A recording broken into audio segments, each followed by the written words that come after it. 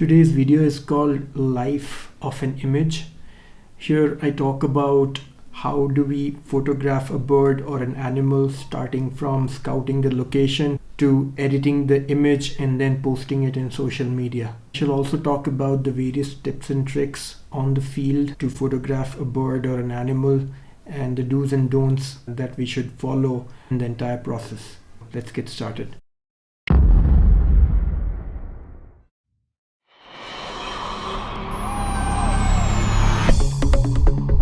It's good morning.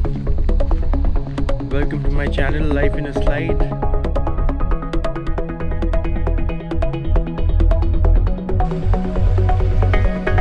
There's so many, so nice.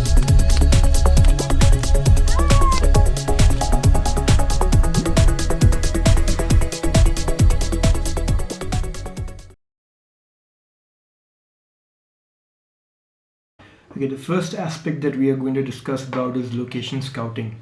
This is one of the most important aspects of wildlife photography, because if you don't know where the animal resides, how would you photograph it, right? Close to 10 years back when I started wildlife photography, there were very limited channels that I could follow in order to find out the bird activity in the locations around me. Since there were not many people those days who used to do wildlife photography, as compared to today, the communications were a lot lesser, and hence the remote locations were less known. Things are very different today. So today we have got so many channels, like websites like eBird, social media handles like Instagram, then WhatsApp groups for various wildlife enthusiasts. So we have got a lot of information in terms of the bird activity, the animal activity, and the same can be tracked and we can get to the right place in the right time. Today we have eBird. As you can see right now, you can just go to Google, just type in, for example, Muthanallur is a lake nearby where I stay. So I just type in Muthanallur eBird, and then you get all the birders giving in their inputs for the bird activity on the day they have visited, and you can see all the birds listed down. You can see the pictures, you can see all this information available, and basis this you can decide whether to go visit the place and photograph a bird. So this is as simple as that. Having said all this, guys, I would suggest you should not depend totally on these communication channels. Rather, you should be going to the location yourself, and you should be searching for species yourself, reporting them, and possibly make good images without disturbing the bird. This would be my primary suggestion. This is what I believe in. So do respect that and follow the same in order to enjoy wildlife photography. So the next section that I want to talk about is check your gear. Gear does not just mean camera gear, but whatever you are taking to the field. So it's really important that you carry only the necessary, like do not carry extra lenses and cameras which you do not need in the field, because at the end of the day you would be walking many kilometers together, and unnecessary luggage is just a baggage which you do not want to carry, and it'll slow you down. Also, I would suggest that you carry a water bottle. Binoculars are really important, and a coffee bottle, which is my favorite. I do not forget to carry all these three along with my camera gear. Apart from that, do not wear bright clothing because that is something which attracts unnecessary attention of people around you, and also the animals and birds are not an exception. So you have to be very discreet in what you wear, what you carry, and how you move around. That'll help you make the best image. Alright, so once you have reached the field, you found out the species, do not get very excited and try to get very close to the bird. The bird would literally fly away and then you would not make the image. So try to be comfortable, be in the location, just make subtle movements so that the bird sees you and tries to be comfortable in your presence. That would be the best thing to do. You can make images as you want. I would suggest that you visit the location multiple times so that you can find out the best place, an advantage point where you can make the best image of the bird without disturbing it. Generally, it happens that people go to a location just once and they walk around and then they target another location. That should not be the practice. You should always go to a location multiple times and then check the species around that place. So that'll help you make good images. In front of you is a common kingfisher, and here are all the images that I have shot. But let me choose this image and let's try to edit this image uh, and see how the what the final output is. So let me first crop the image to my liking.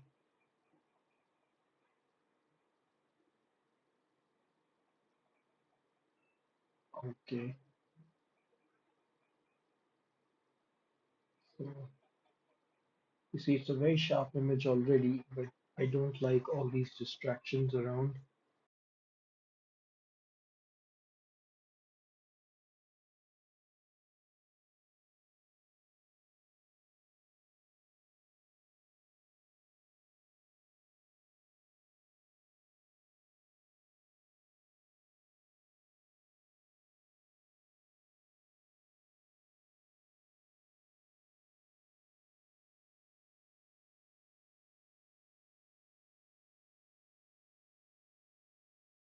Let me just crop it a bit more, rather bring it to the top. Yeah, this looks fine. Yeah, looks good. Now we just increase the shadows a bit so that we can see. Yeah, that's fine. Just a little bit white, a little, that's too much. And then clarity a bit more. And try to crop it.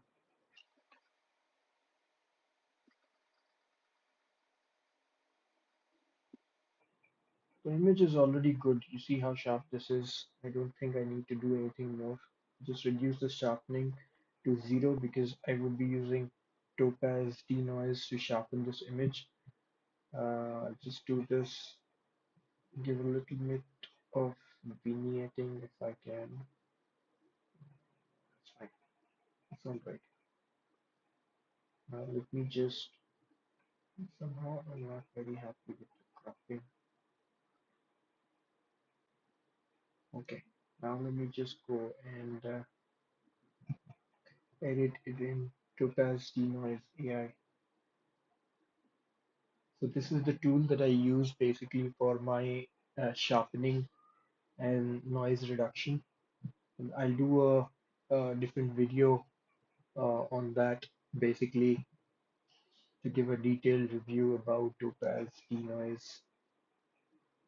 I can tell you that it is an amazing tool, especially for sharpening and noise reduction.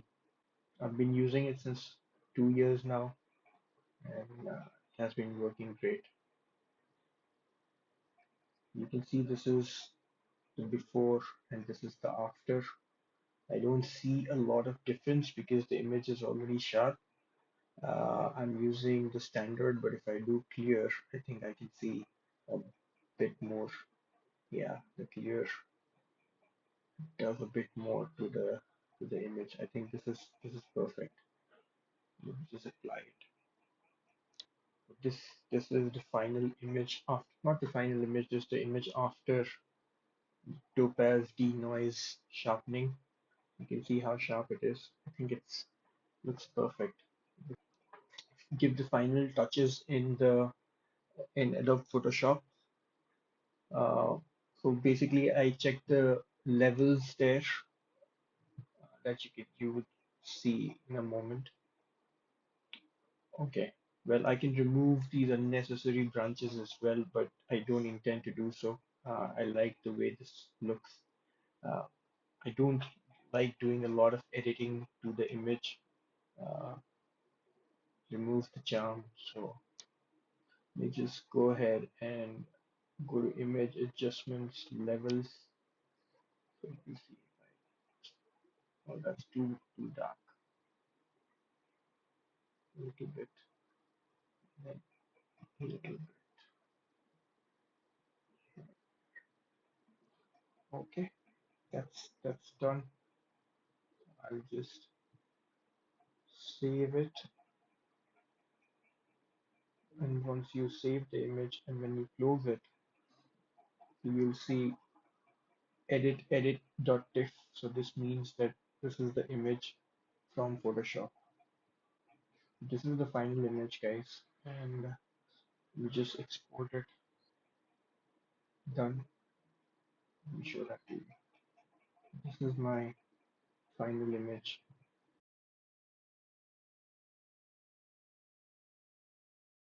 Alright guys, so you saw the image editing that I did. Not a lot, but that's what I do to all my wildlife images. And now the next section that I'm going to talk about is posting this image on Instagram. Now, what I want to highlight here is a lot of people and a lot of my friends and colleagues that I see who post on Instagram, they try to kind of crop the image to the max, right?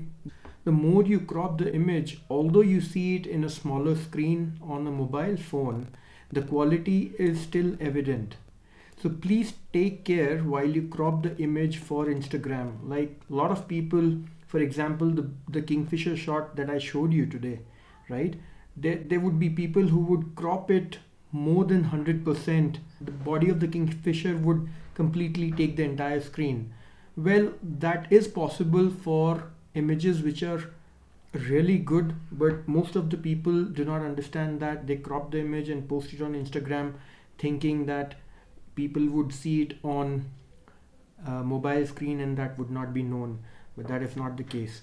So a tip that I want to give you here is whenever you post an image, go to Instagram desktop and then you can see the quality of the image that you're posting, because when you see it on a computer screen, on a bigger screen, you will know the quality of the image that you have posted, and accordingly you can crop the image or repost it.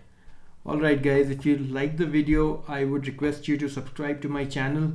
I would be posting videos regularly going forward related to wildlife and documentary photography. But this channel is a wildlife and documentary photography related channel, and if you are interested in those kind of videos, I would highly request you to subscribe to my channel and do share the videos. That helps a lot. Also do post your comments and feedback in the comment section so that I can go through them, and that helps me a lot to improve. So thank you, and you have a good one.